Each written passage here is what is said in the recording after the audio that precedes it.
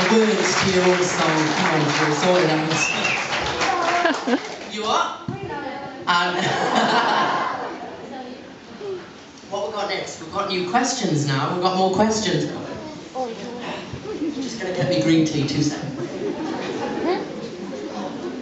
Right, who wants to? Yes, you at the back. Joe, tomorrow's a special birthday for you. We're wondering what you're going to do to celebrate. I'm working tomorrow through the day. I have to be up at 6 o'clock tomorrow morning, which isn't too fun. I'm on Blue Peter in the morning. I think it's live at 9 o'clock if you want to tune in. And then I'm going home. I'm having a huge party with all my friends and family at my house. And then we're hitting the town, which I'm a little bit nervous about. But yeah, we've got a venue in Newcastle that's going to look after and throw us a bit of a bash. So I'm looking forward to it.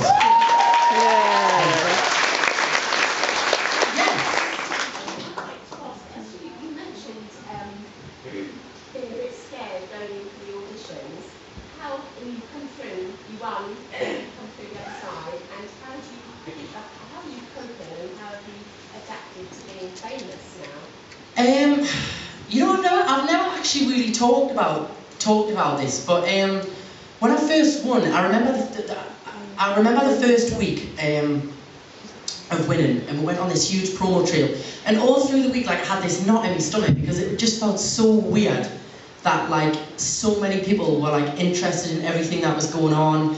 There was paparazzi chasing the car, and I was just like, the whole week I just kept thinking, what on earth has happened to me life? And then I went home and it settled down a bit, and I chilled out with all my friends and family. Then I went straight into working on the album, and it wasn't until I think the start of the classic promo, I was a bit like, right, I get this now. I get how it all works, and I kind of came into my own with it a bit, and I just started to kind of. Before, I would always worry about what people would think and what would happen if this happened and that happened, and I kind of thought, do you know what it is? I got dropped by my first record label. I came through that. I got through that bit. I went on the show. I had all the press about the sexuality thing, all of that kind of stuff. I thought, what is the worst that can happen? Do you know, like, just enjoy it for what it is and start to kind of take it for what it is. And I kind of went into the classic album with that attitude, and I've had a blast ever since. So it seems to be working. Yeah. The best thing is to try not to worry about things. You know, it's a lot easier for people to say something nasty than to say something nice. You know, I'm sure everybody does it. You read a magazine, you go, oh God, look at this, and like gossipy, and it's just what happens. You know, everybody does it, and I put myself here, so I kind of just shut myself off from all of that, and kind of just, you know, as long as I do a good job in my job, and I'm at the best I can be, that's all I really care about. And.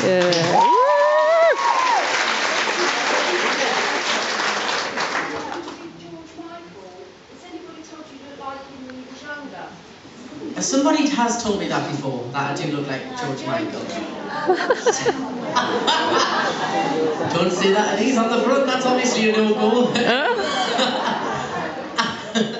I have had that a few times. A few people have said that, yes. Actually, I think you look like Elvis. If I can have his success, I'll be happy. Yes.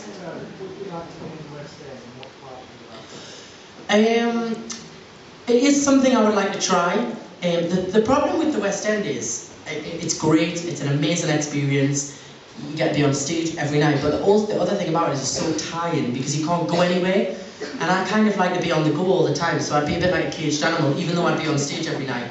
I've been offered a few roles in the past that I haven't been able to take due to timings of things and things like that, but a role at the minute, if I was to go into any show, probably Ghost the musical, I would like to. Yes, little girl in the corner.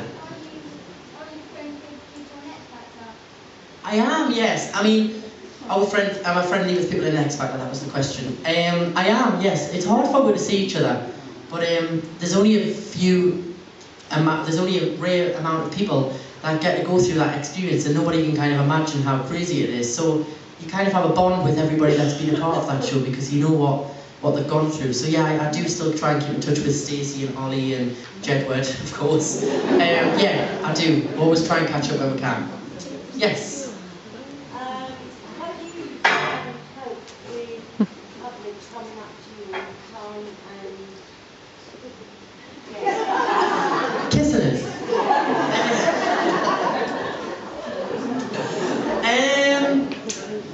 Do you know what it is? I've never ever minded it. I feel like people... I think I should wear a mask when I go out here. No, I don't mind meeting people and talking to people and things. Sometimes, you know, people can be not rude, just kind of like really invade you, and it's like, whoa, you know, like, never met you before in my life, and it's quite scary because they really feel like they know you because they've seen you on TV, and you're like, you could literally just kill me right now, you know, like. But I understand, you know, that I've done that in the past. I've seen people, I've watched people on TV, and you do have a connection with them, you feel like you know them.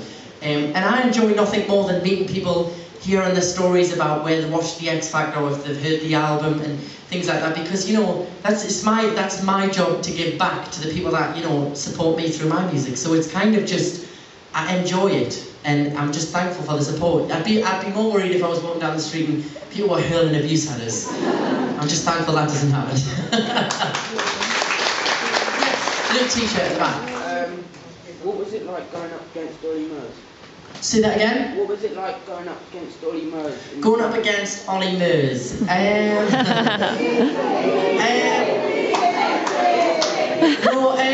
It was, you know, when you're in a show like that, everybody has different strengths and different performances, different songs, and we were so sheltered from the press and everything. So I think the week that I won, like the odds had shot up that I was the favourite, and generally on the TV shows, the favourite in the last week tends to win. But everybody was telling me all of this, but I kind of was totally kept away from it. I was rehearsing, and I kind of honestly thought he was going to win, because you never go on to something like that and think, right, I'm going to win it. But no, the opposite happened. So I was just kind of like, wow, you know. But he's doing well as well, and it's amazing to see each other's journeys. You know, it's good. Yes. On the subject of Ollie Murs, was there like an awkwardness when they said that you won instead of him? Did you know you're better?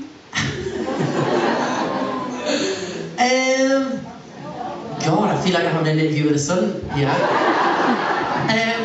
There wasn't an awkwardness at all. We got on really well. We were actually really friendly in the show. I actually haven't seen him for a long time. The last time I seen him was before Christmas.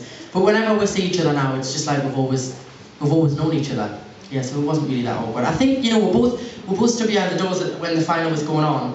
I was hyperventilating on Cheryl's shoulder, and we both kind of just said to each other, you know, whatever happens, you know, we've had the platform, we've had this thing that's gonna, you know, hopefully help with in our careers, and that's what it kind of has done anyway. So it was all good.